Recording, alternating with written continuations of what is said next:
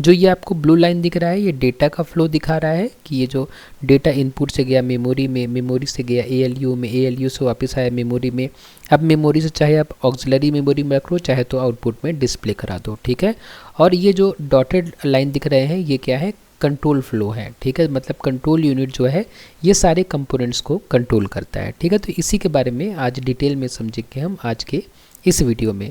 देखिए आप मोबाइल का उपयोग करते हैं, ठीक है, आपके पास मोबाइल है, आपके मोबाइल में बहुत सारे ऐप्स होते हैं, ठीक है, बहुत सारे ऐप होते हैं, लेकिन एक बार में आप 2 या 3 या 4 ऐप ही चलाते हैं। 2 से 3 ऐप मैं मान लेता हूँ कि एक बार में आप 2 से 3 ऐप चलाते हैं। मान लीजिए कि आपने व्हाट्सएप ओपन किया है और मान लेते हैं कि आपने यूट्यूब भी ओपन किया है। तो ये व्हाट्सएप और यूट्यूब जो आप ओपन किए हैं ना, तो यही दोनों मेन मेमोरी में स्टोर्ड होंगे, ठीक है। मेन मेमोरी में वही सॉफ्टवेयर होंगे जिसको आप करेंटली यूज़ कर रहे हैं। व्हाट्सएप और मान लीजिए कि मैंने क्या बोला, यूट्यूब, है ना। तो व्हाट्सएप और यूट्यूब जो आप करेंटली यूज़ कर रहे हैं वो मेन मेमोरी में होते हैं, और बाकी ऐप जो आप यूज़ नहीं कर रहे हैं वो सेकेंडरी स्टोरेज में या ऑक्सिलरी मेमोरी में होते हैं, ठीक है। तो इसीलिए यहाँ पे लिखा हुआ है कि मेन मेमोरी में रनिंग प्रोग्राम स्टोर होता है। जो प्रोग्राम रन हो रहा है, जो करंटली अभी यूज़ हो रहा है, वो मेन मेमोरी में होता है। बाकी सब रेस्ट कर रहे होते हैं कहाँ पे, सेकेंडरी मेमोरी में। तो जब आपका मोबाइल बंद है तो सारे प्रोग्राम सेकेंडरी मेमोरी में है, और जिस भी ऐप को आपने ओपन किया वो ऐप कहाँ आ गया, मेन मेमोरी में आ गया, ठीक है। तो इस तरीके से काम होता है। इंट्रोडक्शन टू आईटी सिस्टम्स के इस वीडियो सीरीज़ के वीडियो नंबर 6 में आज हम कंप्यूटर के ब्लॉक डायग्राम को समझेंगे। आज के इस वीडियो में हम समझेंगे कि कंप्यूटर का ब्लॉक डायग्राम क्या होता है, और इस ब्लॉक डायग्राम में कौन कौन से कंपोनेंट्स होते हैं जो मेन होते हैं, यानी कि इस ब्लॉक डायग्राम में कौन कौन से मेन कंपोनेंट्स होते हैं, और साथ में इन कंपोनेंट्स की डिटेल में चर्चा करेंगे हम आज के इस वीडियो में। और उसके अलावा हम इस बात को भी समझेंगे कि इन कंपोनेंट्स के बीच में डेटा और कंट्रोल सिग्नल का फ्लो किस तरीके से होता है। मतलब इन कंपोनेंट्स के बीच में डेटा और कंट्रोल सिग्नल्स का आदान प्रदान किस तरीके से होता है, इस बात को भी हम बहुत डिटेल में समझेंगे आज के इस वीडियो में। तो चलिए शुरुआत करते हैं आज के इस वीडियो की। और कंप्यूटर के ब्लॉक डायग्राम को समझने से पहले एक बार हम समझ लेते हैं कि कंप्यूटर सिस्टम क्या होता है। बहुत शॉर्ट में समझेंगे, क्योंकि इस सीरीज़ के पिछले वीडियो में हमने इस बात को बहुत डिटेल में समझा था कि कंप्यूटर सिस्टम क्या होता है। अगर आपने उस वीडियो को नहीं देखा है तो आप अभी आई बटन पर क्लिक करके देख सकते हैं कि कंप्यूटर सिस्टम क्या होता है। हालांकि मैं बहुत शॉर्ट में आपको समझा देता हूं कि कंप्यूटर सिस्टम क्या होता है, उसके बाद में हम कंप्यूटर के ब्लॉक डायग्राम को भी समझेंगे। तो कंप्यूटर क्या होता है, कंप्यूटर एक इलेक्ट्रॉनिक मशीन है जो डेटा को इनपुट लेती है, उसे प्रोसेस करती है और उपयोगी इंफॉर्मेशन बनाकर आउटपुट देती है। तो देखिए यहाँ पे लिखा हुआ है कि कंप्यूटर एक इलेक्ट्रॉनिक मशीन होती है। तो कंप्यूटर को हम इलेक्ट्रॉनिक मशीन क्यों कहते हैं, क्योंकि कंप्यूटर जो है वो इलेक्ट्रिक सिग्नल पर चलती है, और कंप्यूटर में जो कंपोनेंट्स होते हैं वो इलेक्ट्रॉनिक कंपोनेंट ही होते हैं। जैसे कंप्यूटर के अंदर आईसी होती है, कंप्यूटर के अंदर ट्रांजिस्टर्स होते हैं, कंप्यूटर के अंदर रैम होता है, रोम होता है, और ऐसे बहुत सारे इलेक्ट्रॉनिक सर्किट्स होते हैं। इसीलिए हम कंप्यूटर को क्या कहते हैं कि कंप्यूटर एक इलेक्ट्रॉनिक मशीन है। तो ये इलेक्ट्रॉनिक मशीन जो है ना, अगर मैं यहाँ पे आपको बना के दिखाना चाहूँ तो ये कंप्यूटर है, ठीक है। तो ये कंप्यूटर क्या करता है, कंप्यूटर का बेसिक काम है कि वो इनपुट लेगा, ठीक है, इनपुट लेगा और उस इनपुट को प्रोसेस करेगा और हमें क्या करेगा, हमें आउटपुट देगा, ठीक है। अब इनपुट में कंप्यूटर क्या लेता है, इनपुट में कंप्यूटर डेटा लेता है। अब डेटा क्या होता है, डेटा देखिए कुछ भी कोई भी रॉ फैक्ट डेटा है, जैसे कि कोई भी नंबर, ठीक है, कोई भी नंबर आपने इनपुट कराया वो डेटा है। कोई भी अल्फ़ाबेट आपने इनपुट कराया वो डेटा है।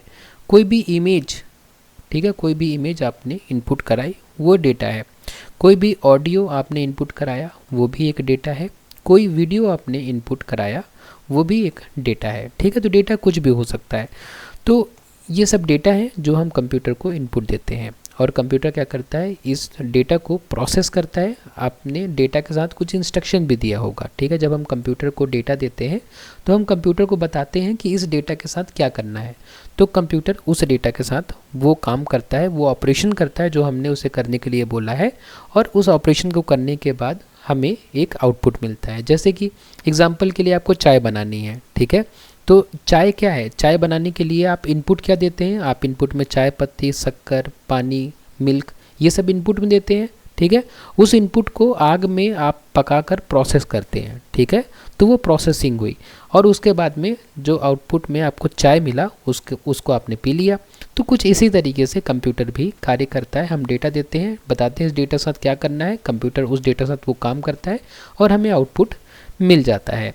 इसको अगर हम सिंपल भाषा में समझना चाहें तो कंप्यूटर क्या है, हमने इनपुट दिया, उस इनपुट को प्रोसेस किया गया और हमें आउटपुट मिल गया, ठीक है। देखिए रियल लाइफ एग्जांपल भी यहाँ पे दिया हुआ है कि कैलकुलेटर में 2 + 3 डालना क्या कहलाता है, इनपुट कहलाता है, ठीक है। मान लेते हैं कि आपके पास एक कैलकुलेटर है ना, एक कैलकुलेटर है आपके पास में, तो आपने क्या किया, इस कैलकुलेटर में आपने क्या किया, 2 + 3 डाला, ठीक है, तो ये आपने क्या दिया, ये आपने इनपुट दिया, ठीक है।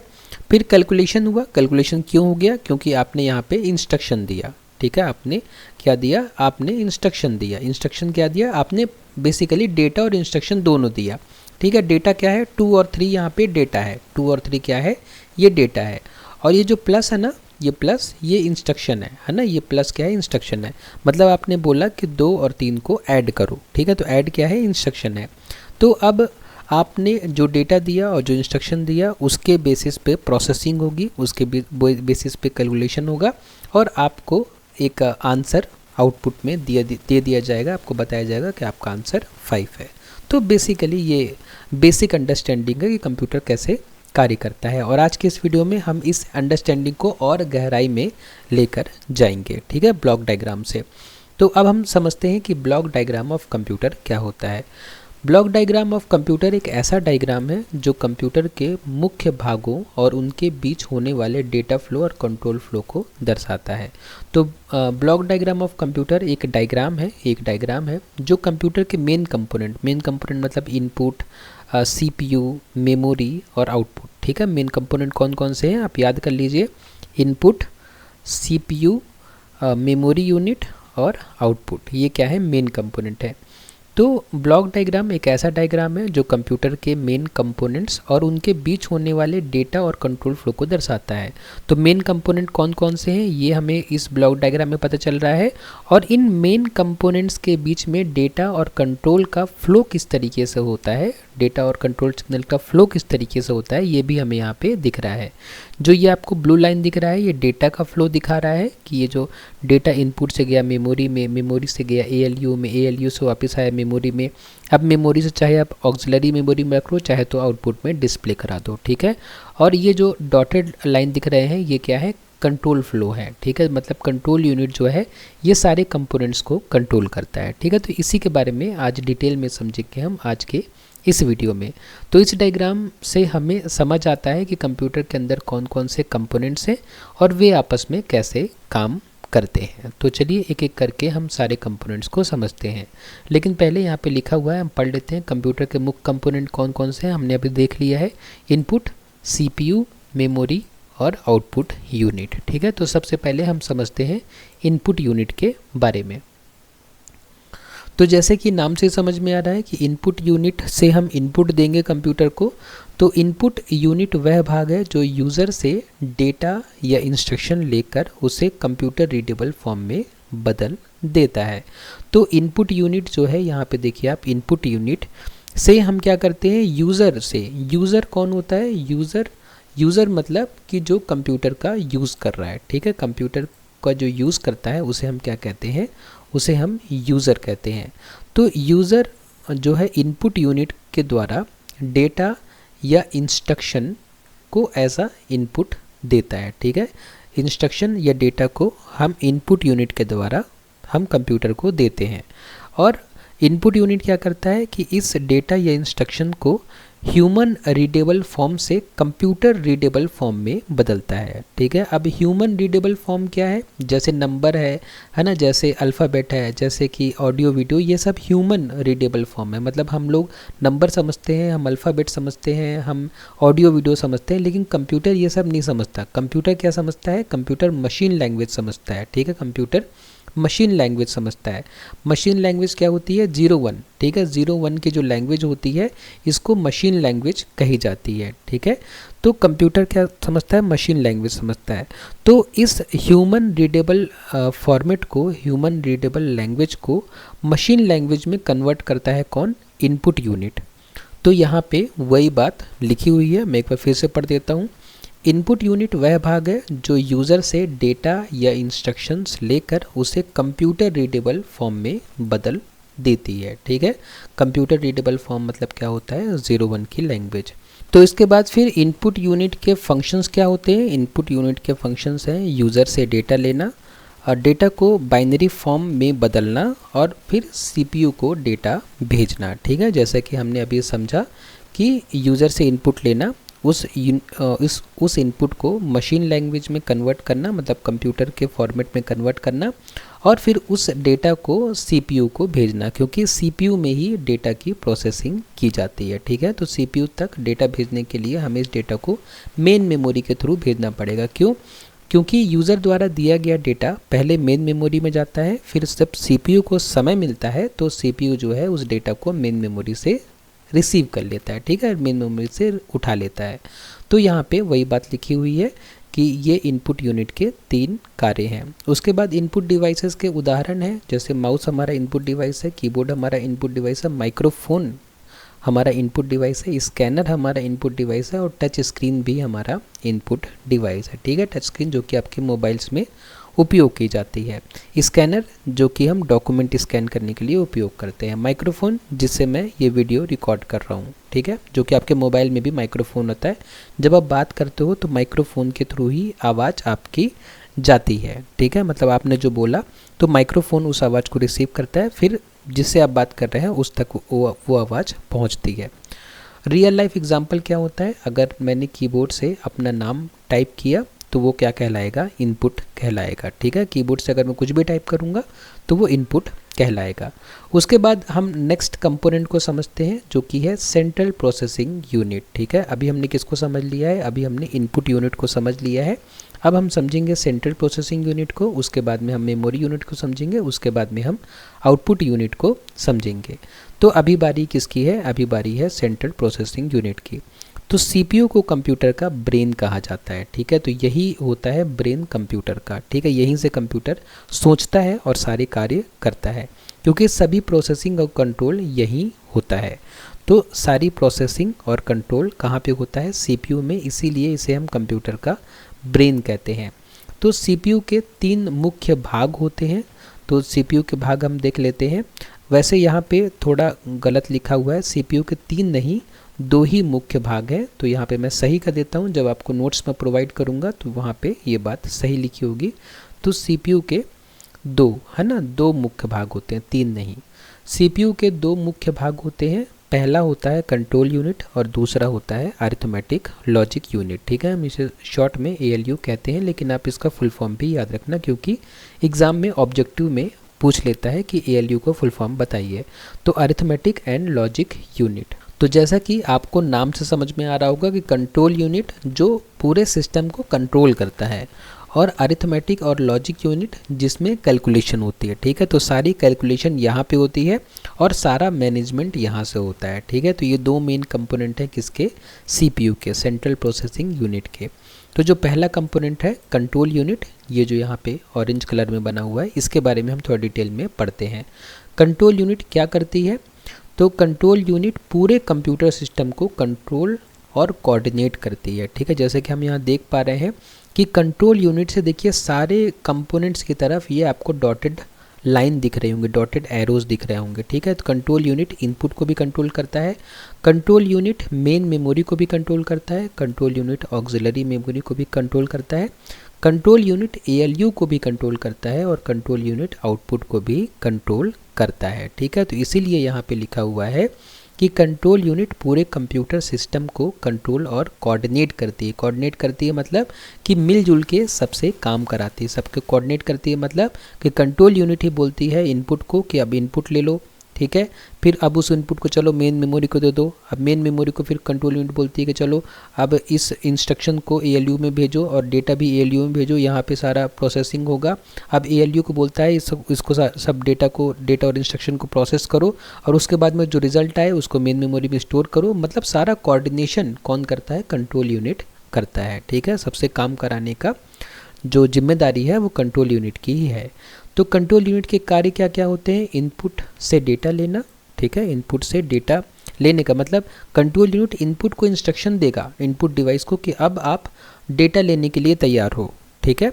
उसके बाद कंट्रोल यूनिट मेमोरी से इंस्ट्रक्शन निकालता है ना, क्योंकि जब डेटा आ जाएगा तो डेटा के बाद हमें क्या चाहिए? इंस्ट्रक्शन चाहिए, क्योंकि इस डेटा का क्या करना है वो तो इंस्ट्रक्शन में ही बताया जाएगा, ठीक है। डेटा मतलब कोई भी नंबर, कोई भी अल्फ़ाबेट, है ना, ये सब डेटा होता है। इंस्ट्रक्शन मतलब कि हमें ऐड करना है, मल्टीप्लाई करना है, सब्ट्रैक्ट करना है, कि क्या करना है ना, तो ये इंस्ट्रक्शन होता है।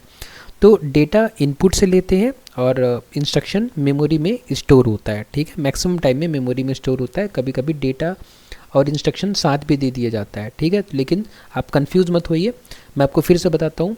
कंट्रोल यूनिट के कार्य क्या होते हैं? इनपुट से डेटा लेना, ठीक है। मतलब यहाँ से ये जो इनपुट यूनिट है तो कंट्रोल यूनिट बोलेगा इनपुट डिवाइस को कि अब यूज़र से डेटा आप ले लो, ठीक है। तो इनपुट यूनिट डेटा ले लेगा, ठीक है। उसके बाद में कंट्रोल यूनिट मेन मेमोरी को बोलेगा कि एक इंस्ट्रक्शन जो डेटा आया है इस डेटा के साथ क्या करना है। तो मेन मेमोरी में सेव होगा कि इस डेटा के साथ क्या ऑपरेशन करना है, तो वो इंस्ट्रक्शन कंट्रोल यूनिट जो है मेन मेमोरी से मांगेगा। तो जब डेटा और इंस्ट्रक्शन दोनों मिल जाएंगे तो ALU में जाएंगे और वहीं पे जाके सारा एग्जीक्यूशन होगा, ठीक है। क्योंकि अगर हमारे पास सिर्फ डेटा है और उस डेटा के साथ क्या ऑपरेशन करना है ये हमें नहीं पता, तो वो डेटा हमारे कोई काम का नहीं है, ठीक है। ALU को आदेश देना कि मतलब आपको डेटा भी मिल गया, आपको इंस्ट्रक्शन भी मिल गया, अब जो भी आपको कहा गया है मतलब डेटा के साथ जो भी करना है, एडिशन करना है, सब्ट्रैक्शन करना है, मल्टीप्लिकेशन करना है या शिफ्ट करना है, तो जो भी करना है वो आप करो, ठीक है। उसके बाद में जब प्रोसेसिंग पूरी हो जाए उसके बाद में आउटपुट यूनिट के थ्रू आप यूज़र को आउटपुट जो है वो डिस्प्ले करा दो, ठीक है। तो ये काम होता है किसका? कंट्रोल यूनिट का। अब ध्यान रखने वाली बात क्या है कि CPU खुद कैलकुलेशन नहीं करती, यह सिर्फ निर्देश देती है, ठीक है। तो जो CPU है कंट्रोल यूनिट, ये खुद कोई कैलकुलेशन नहीं करेगा, ये सिर्फ क्या करेगा? आदेश देगा, ठीक है। पहले इनपुट डिवाइस को आदेश देगा, फिर मेमोरी को आदेश देगा, फिर ALU को आदेश देगा। तो ऐसे सबको बारी बारी से आदेश देगा और इसके कहने पे ही सारे जो डिवाइसेस होते हैं वो अपना अपना काम करते हैं, ठीक है। जिसकी बारी होगी, जिसको CPU बोलेगा, बस वही अपना काम करेगा। एग्जाम्पल के लिए जैसे जो टीचर होता है वो क्लास को कंट्रोल करता है, उसी तरीके जैसे टीचर होता है वैसे ही CPU होता है, ठीक है। टीचर क्या करता है? पूरी क्लास को कंट्रोल करता है, इंस्ट्रक्शन देता है कि अब तुम ये करो ऐसा करके, ठीक है। या टीचर की जगह अगर यहाँ पे मैनेजर होता, ठीक है, सुपरवाइज़र होता तो और अच्छा एग्जाम्पल कहलाता है ये।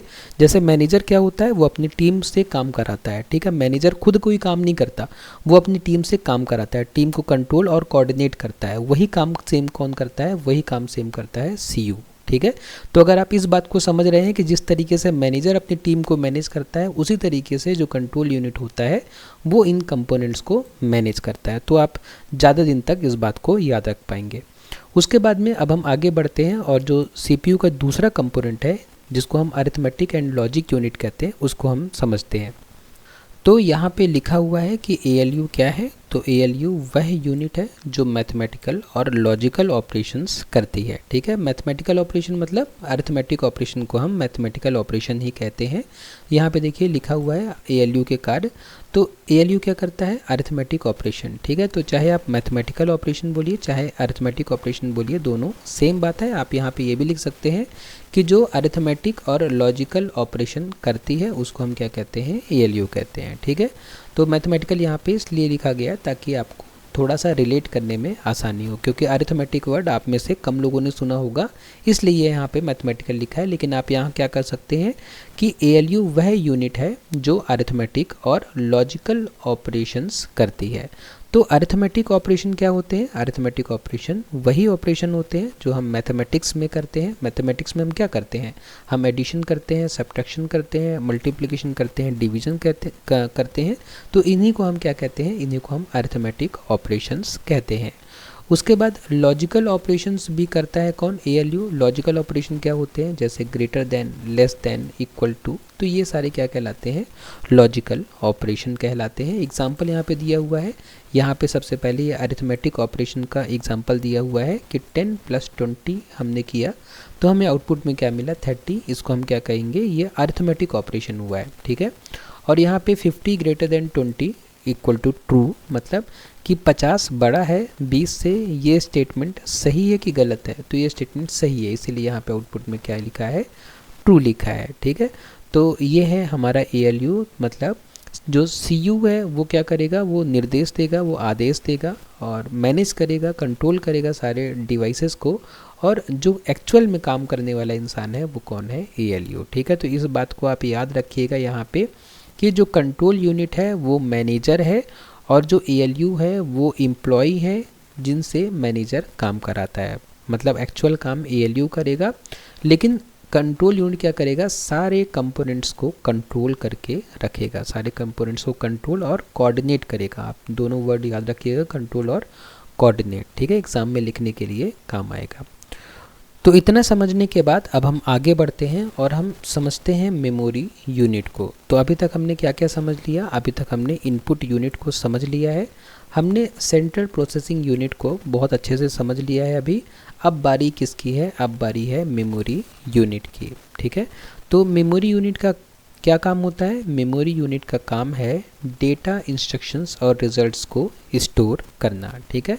तो ये जो मेमोरी यूनिट है, इस मेमोरी यूनिट में क्या क्या स्टोर किया जाएगा, इस मेमोरी यूनिट में डेटा स्टोर किया जाएगा, इंस्ट्रक्शंस स्टोर किए जाएंगे और रिजल्ट स्टोर किए जाएंगे, ठीक है। तो डेटा हमें कहाँ से मिला, डेटा हमें यूज़र से मिला, और इंस्ट्रक्शंस भी हमें कई बार यूज़र से मिलेगा, कई बार जब प्रोग्राम रन होगा तो प्रोग्राम में इंस्ट्रक्शंस लिखे होते हैं, तो हम उस डेटा पे प्रोग्राम के हिसाब से इंस्ट्रक्शंस जो भी होगा वो ऑपरेशन परफॉर्म करेंगे। और रिज़ल्ट हमें कहाँ से मिलेगा, रिज़ल्ट हमें अरिथमेटिक लॉजिक यूनिट या CPU द्वारा दिया जाएगा डेटा और इंस्ट्रक्शंस को प्रोसेस करके, ठीक है। तो देखिए एक चीज़ में आपको कन्फ्यूज़न हो सकती है, लेकिन ये कन्फ्यूज़न शुरुआत में होना बहुत लाजमी है, मतलब ये होती ही है, सबको होती है। कई बार आपके मन में सवाल आएगा कि मान लेते हैं कि यूज़र ने सिर्फ डेटा दिया, ठीक है, मान लेते हैं, क्योंकि ये जो डाउट है ये मुझे भी शुरू में बहुत होता था, लेकिन जब मैंने कंप्यूटर सिस्टम ऑर्गेनाइजेशन सब्जेक्ट पढ़ा तो ये डाउट मुझे क्लियर हो गया। आप लोग नेक्स्ट सेमेस्टर में इस सब्जेक्ट को पढ़ेंगे तब आपको ये डाउट क्लियर होगा, लेकिन मैं आपको थोड़ा सा समझाने की कोशिश करता हूँ कि मान लेते हैं कि यूज़र ने डेटा दिया 2 और 3, ठीक है। अब इस डेटा में क्या ऑपरेशन करना है ये तो लिखा हुआ है इंस्ट्रक्शन में, ठीक है, और इंस्ट्रक्शन कहाँ पे है, मेन मेमोरी के पास है। तो ये इंस्ट्रक्शन कहाँ से आया, ठीक है, ये इंस्ट्रक्शन यूज़र ने अभी तो नहीं दिया है ना, तो ये मेन मेमोरी के पास कहाँ से आया, तो ये मेन मेमोरी के पास स्टोर्ड प्रोग्राम से आया। देखिए यूज़र क्या होता है, वो किसी सॉफ्टवेयर को रन करता है या किसी प्रोग्राम को रन करता है, ठीक है। तो जब हम कोई सॉफ्टवेयर या प्रोग्राम रन करते हैं तो उस प्रोग्राम के एग्जीक्यूशन के दौरान ये डिमांड उठती है कि यूज़र से इनपुट लिया जाए, ठीक है। उस इनपुट को लेने के बाद उस रनिंग प्रोग्राम में आगे लिखा होता है कि उस डेटा के साथ क्या करना है, क्या ऑपरेशन परफॉर्म करना है, तो ये बात वहाँ पे लिखी होती है और उसी लिए ही वो डेटा यूज़र से मांगा गया है, ठीक है। तो ये मैंने बहुत शॉर्ट में आपको बताया है, अगर समझ में आया है तो अच्छी बात है, नहीं आया तो कोई बात नहीं, आगे जब आप कंप्यूटर साइंस इंजीनियरिंग और पढ़ेंगे तो ये बातें आपको विजुलाइज होने लग जाएंगे, आप समझने लग जाएंगे, ठीक है। फ़िलहाल आप ये समझिए कि जो मेमोरी होता है उसमें डेटा और इंस्ट्रक्शंस स्टोर होते हैं और डेटा और इंस्ट्रक्शंस को मिलाकर यहाँ पे कैलकुलेशन परफॉर्म होते हैं और उस कैलकुलेशन के बाद जो रिज़ल्ट आता है वो रिज़ल्ट भी इस मेमोरी में ही स्टोर किया जाता है, ठीक है। तो अब देखिए मेमोरी यूनिट के दो मुख्य भाग होते हैं, कौन कौन से होते हैं, पहला होता है मेन मेमोरी और दूसरा होता है ऑक्सिलरी मेमोरी, ठीक है। यहाँ पे बना भी हुआ है मेन मेमोरी और ऑक्सिलरी मेमोरी। मेन मेमोरी मतलब इसको हम प्राइमरी मेमोरी भी कहते हैं और ऑक्सिलरी मेमोरी को हम सेकेंडरी मेमोरी भी कहते हैं। हम एक एक करके दोनों को समझते हैं।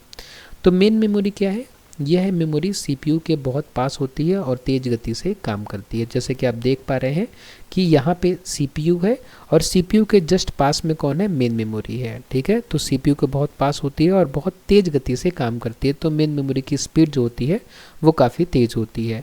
मेन मेमोरी के क्या कार्य होते हैं, रनिंग प्रोग्राम स्टोर करना। यही बात मैं आपको अभी समझाने की कोशिश कर रहा था। ठीक है, कि मेन मेमोरी में ये रनिंग प्रोग्राम स्टोर होता है और रनिंग प्रोग्राम की ही रिक्वायरमेंट होती है यूज़र से इनपुट लेना। ठीक है, और जैसे यूज़र से इनपुट मिला तो उस इनपुट के साथ क्या करना है ये भी उस रनिंग प्रोग्राम में लिखा होता है, तभी ALU उस ऑपरेशन को परफॉर्म करता है। ठीक है, तो रनिंग प्रोग्राम स्टोर करना, टेम्पररी डेटा स्टोर करना और ALU से रिज़ल्ट लेना। ठीक है, टेम्पररी डेटा क्यों स्टोर करता है, जब कैलकुलेशन होती है कहाँ पे, ALU में, तो कुछ टेम्पररी डेटा होते हैं जो कि ALU के बीच बीच में चाहिए होते हैं, तो उन सब टेम्पररी डेटा को भी मेन मेमोरी स्टोर करता है।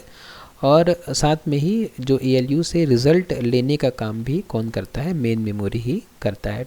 ठीक है, तो सबसे मेन कंपोनेंट होता है मेन मेमोरी। मैं आपको ये थोड़ा सा एक बात और बता देता हूँ इसमें कि देखिए आप मोबाइल का उपयोग करते हैं। ठीक है, मैं इसको बना के आपको बताता हूँ, बहुत इंपॉर्टेंट बात है। देखिए आप मोबाइल का उपयोग करते हैं, ठीक है, आपके पास मोबाइल है, आपके मोबाइल में बहुत सारे ऐप्स होते हैं। ठीक है, बहुत सारे ऐप होते हैं, लेकिन एक बार में आप 2 या 3 या 4 ऐप ही चलाते हैं। 2 से 3 ऐप मैं मान लेता हूँ कि एक बार में आप 2 से 3 ऐप चलाते हैं। मान लीजिए कि आपने व्हाट्सएप ओपन किया है और मान लेते हैं कि आपने यूट्यूब भी ओपन किया है। तो ये व्हाट्सएप और यूट्यूब जो आप ओपन किए हैं ना, तो यही दोनों मेन मेमोरी में स्टोर्ड होंगे।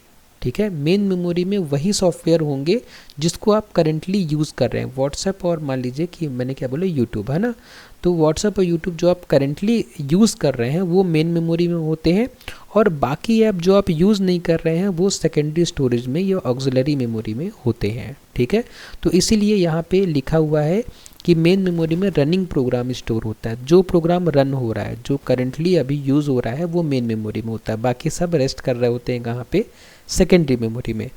तो जब आपका मोबाइल बंद है तो सारे प्रोग्राम सेकेंडरी मेमोरी में है, और जिस भी ऐप को आपने ओपन किया वो ऐप कहाँ आ गया, मेन मेमोरी में आ गया। ठीक है, तो इस तरीके से काम होता है।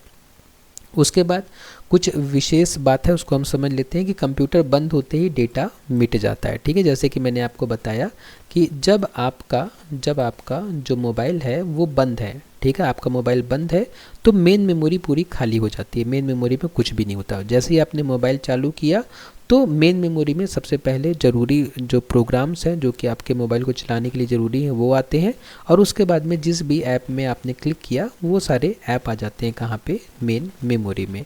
और यहाँ पे लिखा है कंप्यूटर बंद होते ही डेटा मिट जाता है, मतलब कि मेन मेमोरी वोलेटाइल होती है। ठीक है, ये वर्ड आप यूज़ कर लीजिए, मेन मेमोरी क्या होती है, वोलेटाइल होती है, वोलेटाइल, है ना, इस वर्ड को आप याद रखिएगा, ये आपको एग्जाम में काम आएगा, वोलाटाइल।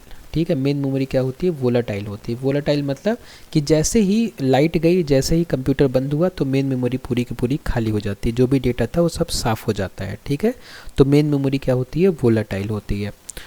उसके बाद एग्जांपल है कि MS वर्ड में टाइप किया गया कंटेंट जब तक सेव नहीं होता है तब तक कहाँ होता है, मेन मेमोरी में होता है। जैसे आपने सेव किया तो अब वो ऑक्सिलरी मेमोरी में जाके मतलब परमानेंटली स्टोर हो जाता है। ठीक है, तो ये हो गया हमारा main memory.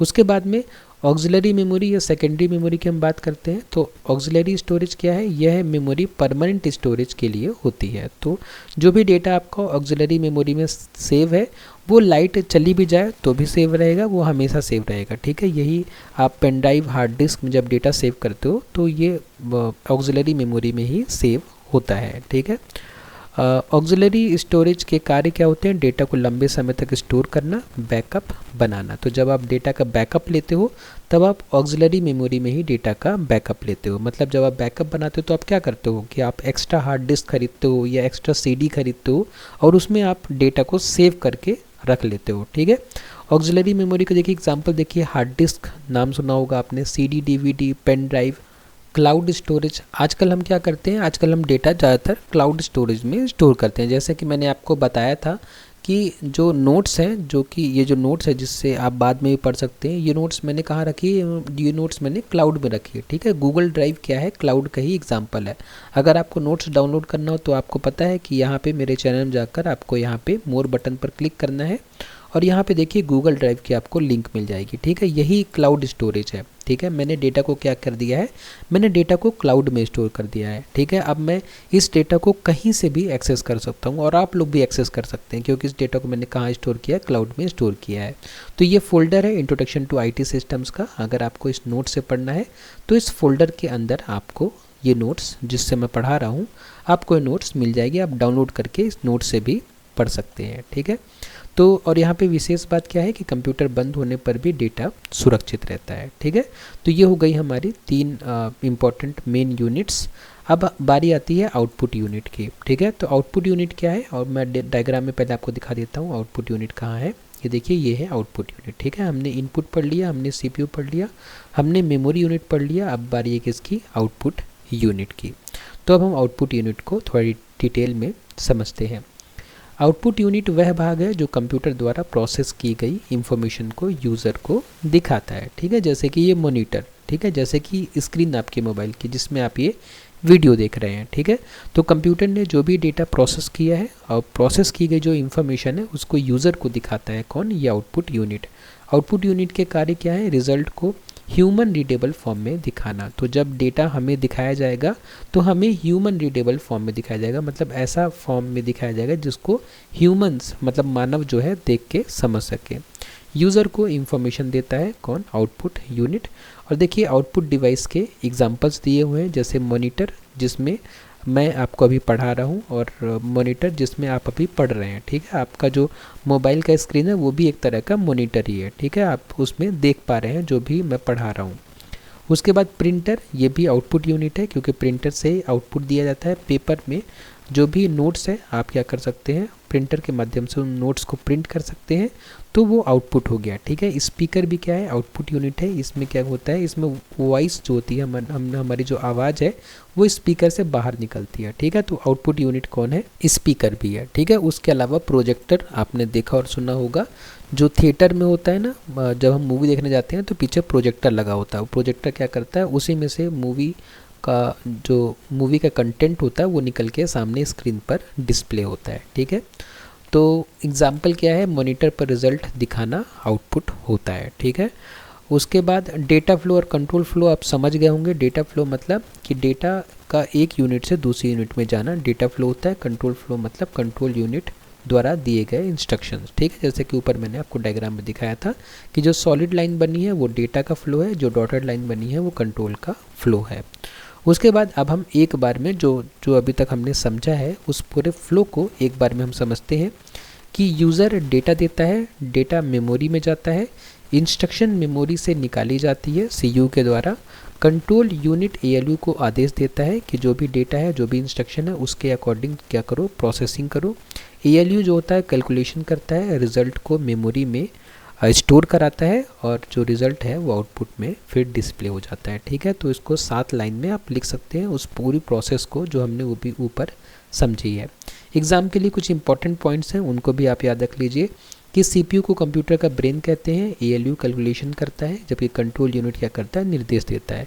Main memory temporary होती है, क्योंकि मैंने बताया लाइट जाती है, कंप्यूटर बंद होता है तो मेन मेमोरी पूरी खाली हो जाती है। ऑक्सिलरी जो स्टोरेज होता है वो परमानेंट होता है। अगर आपने ऑक्सिलरी मेमोरी में अपने डेटा रखा है तो वो हमेशा के लिए सेफ रहेगा आपका डेटा। ठीक है, तो आज के इस वीडियो को अब हम कंक्लूड करते हैं कि ब्लॉक डायग्राम ऑफ कंप्यूटर हमें यह समझाता है कि कंप्यूटर के सभी भाग मिलकर बहुत तेज़ और सही तरीके से हमारे दिए गए काम को पूरा करते हैं। ठीक है, तो ब्लॉक डायग्राम हमें क्या समझाता है कि कंप्यूटर के सारे जो कंपोनेंट्स हैं वो मिलकर बहुत तेज़ और सही तरीके से हमारे दिए गए काम को पूरा करते हैं। इसलिए कहा जाता है कि कंप्यूटर एक पावरफुल इलेक्ट्रॉनिक मशीन है। ठीक है, तो आज के इस वीडियो में बस इतना ही। अगर आपको वीडियो पसंद आया तो वीडियो को लाइक करें और यहाँ पे देखिए चैनल को सब्सक्राइब करने का लिंक दिया हुआ है, चैनल में जाने का लिंक दिया हुआ है। मेरा एक और चैनल है, इसको भी आप विज़िट कर सकते हैं, इसमें भी मैं बहुत सारी चीज़ें आप लोगों को बताता हूँ, आप लोगों को पसंद आएंगी। उसके अलावा इंस्टाग्राम में आप मुझे विज़िट कर सकते हैं। उसके बाद ये जो ये जो लिंक है, ये जो इमेज है, आप इस पर क्लिक करेंगे तो आप डायरेक्ट नोट्स पर पहुंच जाएंगे, जहां पे आपको ये जो नोट्स जिससे आप पढ़ रहे हैं इस नोट्स वाले फोल्डर में आप पहुंच जाएंगे। ठीक है, उसके अलावा बाकी प्लेलिस्ट है, यहाँ पे आप देख सकते हो, इनको भी आप विजिट कर सकते हो। ठीक है, तो आज के इस वीडियो में बस इतना ही। अगर आपको वीडियो पसंद आया तो वीडियो को लाइक करें, शेयर करें अपने फ्रेंड्स के साथ में, और सब्सक्राइब करें चैनल को। आपने वीडियो को लास्ट तक देखा उसके लिए बहुत बहुत धन्यवाद।